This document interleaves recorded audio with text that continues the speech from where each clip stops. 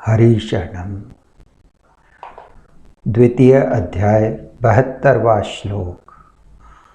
कामना, स्पृहा, ममता और अहंता से रहित होने पर उसकी क्या स्थिति होती है, इसका वर्णन आगे के श्लोक में करते हुए इस विषय का उपसंहार करते हैं। ऐसा ब्राह्मी स्थिति पार्थ नैनाम प्राप्य विमुह्यते स्थित्वा अस्यामन्त काले अपि ब्रह्म निर्वाण मृच्छति। हे प्रथानंदन, यह ब्राह्मी स्थिति है। इसको प्राप्त होकर कभी कोई मोहित नहीं होता। इस स्थिति में यदि अंत काल में भी स्थित हो जाए तो निर्वाण शांत ब्रह्म की प्राप्ति हो जाती है। ऐसा ब्राह्मी स्थिति ही पार्थ, यह ब्राह्मी स्थिति है, अर्थात ब्रह्म को प्राप्त हुए मनुष्य की स्थिति है। अहंकार रहित होने से जब व्यक्तित्व मिट जाता है तब उसकी स्थिति स्वतः ही ब्रह्म में होती है। कारण कि संसार के साथ संबंध रखने से ही व्यक्तित्व था। उस संबंध को सर्वथा छोड़ देने से योगी की अपनी कोई व्यक्तिगत स्थिति नहीं रहती। अत्यंत नज़दीक का वाचक होने से यहाँ ऐसा पद पूर्व श्लोक में आए विहाय कामान निस्पृह निर्ममः और निरहंकार पदों का लक्ष्य करता है। भगवान के मुख से तेरी बुद्धि जब मोहक लील और श्रुति विप्रति पत्ति से तर जाएगी तब तू योग को प्राप्त हो जाएगा। ऐसा सुनकर अर्जुन के मन में यह जिज्ञासा हुई कि वह स्थिति क्या होगी। इस पर अर्जुन ने स्थित प्रज्ञ के विषय में 4 प्रश्न किए। उन चारों प्रश्नों का उत्तर देकर भगवान ने यहाँ वह स्थिति बताई है कि वह ब्राह्मी स्थिति है। तात्पर्य है कि वह व्यक्तिगत स्थिति नहीं है, अर्थात उसमें व्यक्तित्व नहीं रहता। वह नित्य योग की प्राप्ति है, उसमें एक ही तत्व रहता है। इस विषय की तरफ लक्ष्य कराने के लिए ही यहाँ पार्थ संबोधन दिया गया है। नैनाम प्राप्य विमुह्यति, जब तक शरीर में अहंकार रहता है तभी तक मोहित होने की संभावना रहती है, परंतु जब अहंकार का सर्वथा अभाव होकर ब्रह्म में अपनी स्थिति का अनुभव हो जाता है तब व्यक्तित्व टूटने के कारण फिर कभी मोहित होने की संभावना नहीं रहती। सत और असत को ठीक तरह से न जानना ही मोह है। तात्पर्य है कि स्वयं सत होते ही असत के साथ अपनी एकता मानते रहना ही मोह है।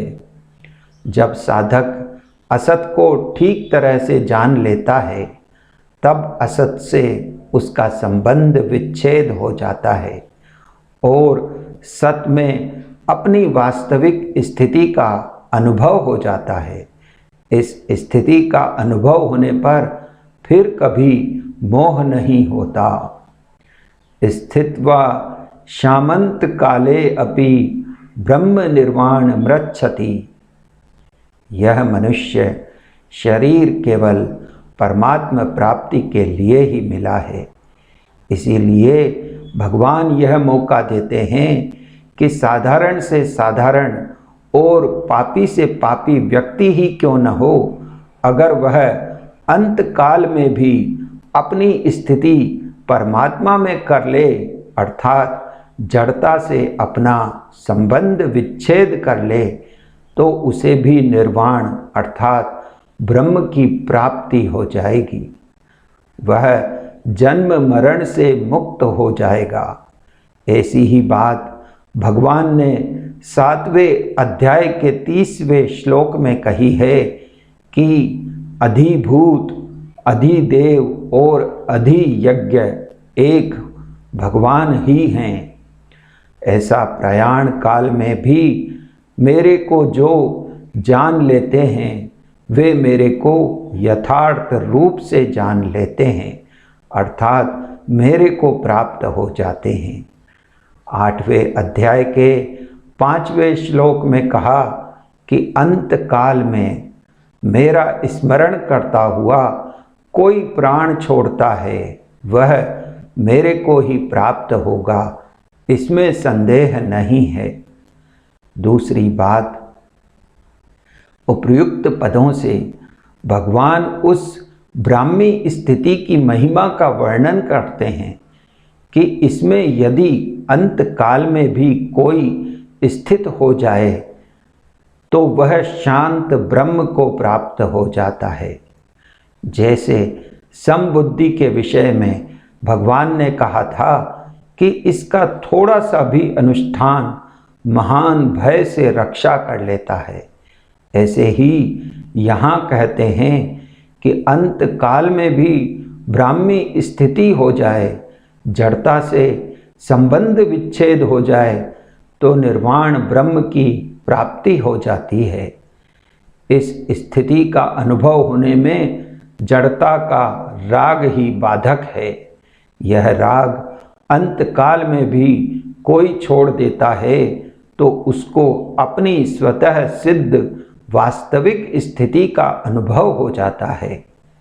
यहाँ यह शंका हो सकती है कि जो अनुभव उम्र भर में नहीं हुआ वह अंत काल में कैसे होगा, अर्थात स्वस्थ अवस्था में तो साधक की बुद्धि स्वस्थ होगी, विचार शक्ति होगी, सावधानी होगी, तो वह ब्राह्मी स्थिति का अनुभव कर लेगा।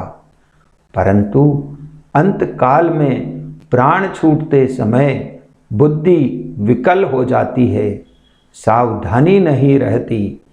ऐसी अवस्था में ब्राह्मी स्थिति का अनुभव कैसे होगा? इसका समाधान यह है कि मृत्यु के समय जब प्राण छूटते हैं तब शरीर आदि से स्वतः ही संबंध विच्छेद होता है। यदि उस समय उस स्वतः सिद्ध तत्व की तरफ लक्ष्य हो जाए तो उसका अनुभव सुगमता से हो जाता है। कारण कि निर्विकल्प अवस्था की प्राप्ति में तो बुद्धि, विवेक आदि की आवश्यकता है, पर अवस्थातीत तत्व की प्राप्ति में केवल लक्ष्य की आवश्यकता है। वह लक्ष्य चाहे पहले के अभ्यास से हो जाए, चाहे किसी शुभ संस्कार से हो जाए, चाहे भगवान या संत की अहेतु की कृपा से हो जाए, लक्ष्य होने पर उसकी प्राप्ति स्वतः सिद्ध है। यहाँ अपि पद का तात्पर्य है कि अंत काल से पहले अर्थात जीवित अवस्था में यह स्थिति प्राप्त कर ले तो वह जीवन मुक्त हो जाता है। परंतु अगर अंत काल में भी यह स्थिति हो जाए अर्थात निर्मम निरअहंकार हो जाए तो वह भी मुक्त हो जाता है। इसका तात्पर्य यह है कि यह स्थिति तत्काल हो जाती है। स्थिति के लिए अभ्यास करने, ध्यान करने, समाधि लगाने की किंचित मात्र भी आवश्यकता नहीं है। भगवान ने यहाँ कर्म योग के प्रकरण में ब्रह्म निर्वाणम पद दिया है। इसका तात्पर्य है कि जैसे सांख्य योगी को निर्वाण ब्रह्म की प्राप्ति होती है, ऐसे ही कर्म योगी को भी निर्वाण ब्रह्म की प्राप्ति होती है। इसी बात को 5वें अध्याय के 5वें श्लोक में कहा है कि सांख्य योगी द्वारा जो स्थान प्राप्त किया जाता है वही स्थान कर्म योगी द्वारा भी प्राप्त किया जाता है। इसमें विशेष बात यह है कि जड़ और चेतन ये दो पदार्थ हैं। प्राणी मात्र का स्वरूप चेतन है, पर उसने जड़ का संग किया हुआ है। जड़ की तरफ आकर्षण होना पतन की तरफ जाना है और चिन्मय तत्व की तरफ आकर्षण होना उत्थान की तरफ जाना है, अपना कल्याण करना है।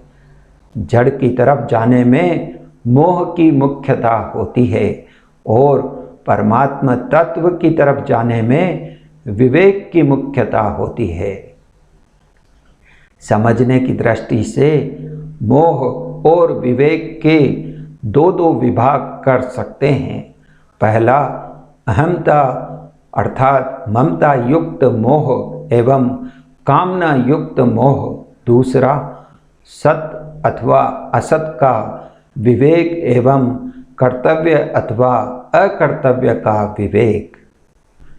प्राप्त वस्तु शरीर आदि में अहमता या ममता करना, यह अहमता अर्थात ममता युक्त मोह है और अप्राप्त वस्तु घटना परिस्थिति आदि की कामना करना, यह कामना युक्त मोह है। शरीरी अर्थात शरीर में रहने वाला अलग है और शरीर अलग है। शरीरी सत है और शरीर असत है। शरीरी चेतन है और शरीर जड़ है। इसको ठीक तरह से अलग अलग जानना सत असत का विवेक है।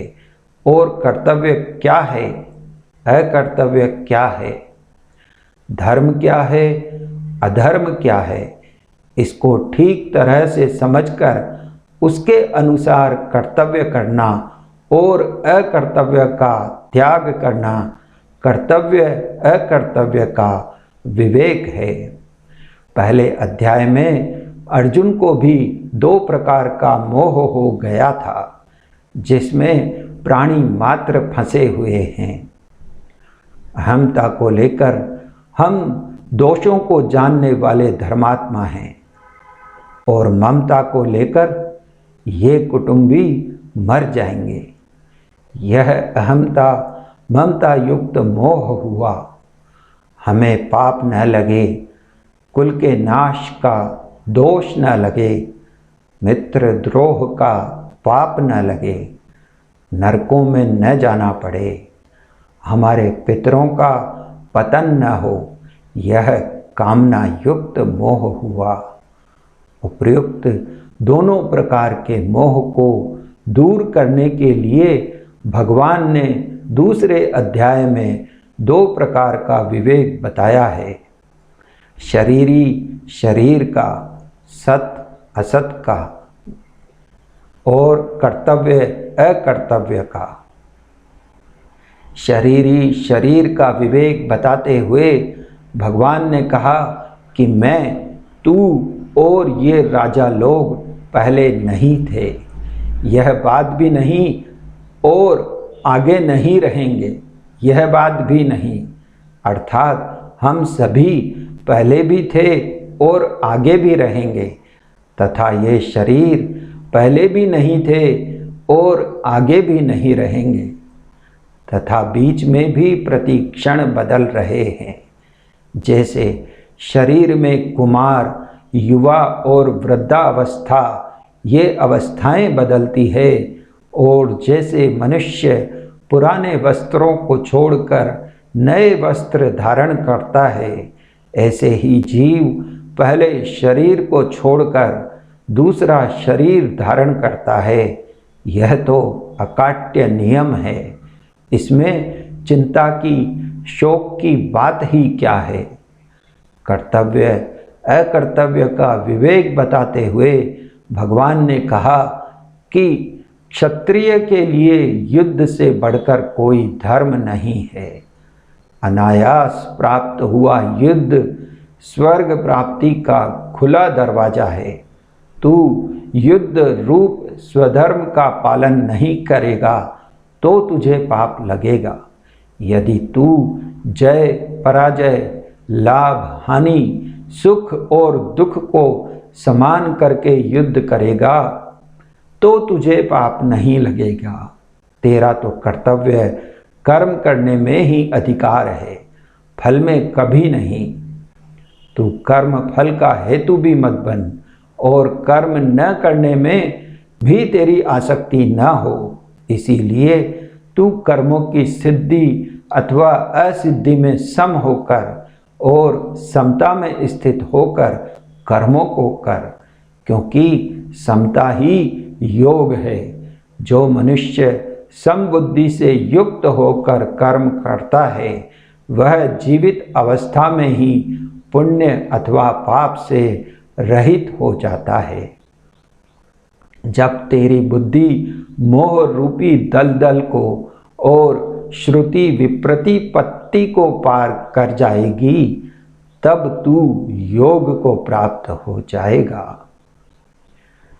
निर्मम और निरहंकार होने से साधक का असत विभाग से संबंध विच्छेद हो जाता है और सत विभाग में अर्थात ब्रह्म में अपनी स्वतः स्वाभाविक स्थिति का अनुभव हो जाता है, जिसको ब्राह्मी स्थिति कहते हैं। इस ब्राह्मी स्थिति को प्राप्त होने पर शरीर का कोई मालिक नहीं रहता, अर्थात शरीर को मैं मेरा कहने वाला कोई नहीं रहता, व्यक्तित्व मिट जाता है। तात्पर्य यह हुआ कि हमारी स्थिति अहंकार के आश्रित नहीं है। अहंकार के मिटने पर भी हमारी स्थिति रहती है जो ब्राह्मी स्थिति कहलाती है। एक बार इस ब्राह्मी स्थिति का अनुभव होने पर फिर कभी मोह नहीं होता। अगर अंत काल में भी मनुष्य निर्मम निरंकार होकर ब्राह्मी स्थिति का अनुभव कर ले तो उसको तत्काल निर्वाण ब्रह्म की प्राप्ति हो जाती है। निर्मम निरंकार होने से ब्रह्म की प्राप्ति तत्व ज्ञान हो जाता है। फिर मनुष्य ममता रहित, कामना रहित और कर्तव्य रहित हो जाता है, कारण कि जीव ने अहम के कारण ही जगत को धारण किया है।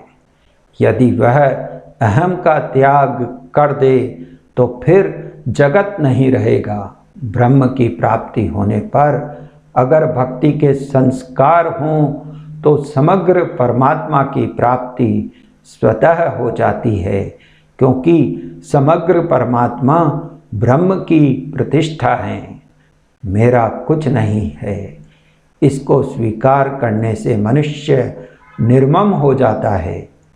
मेरे को कुछ नहीं चाहिए, इसको स्वीकार करने से मनुष्य निष्काम हो जाता है। मेरे को अपने लिए कुछ नहीं करना है, इसको स्वीकार करने से मनुष्य निरहंकार हो जाता है। हरि शरणम।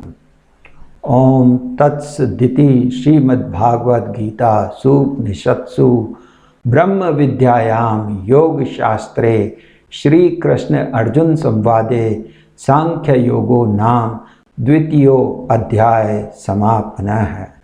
हरि शरणम हरि शरणम।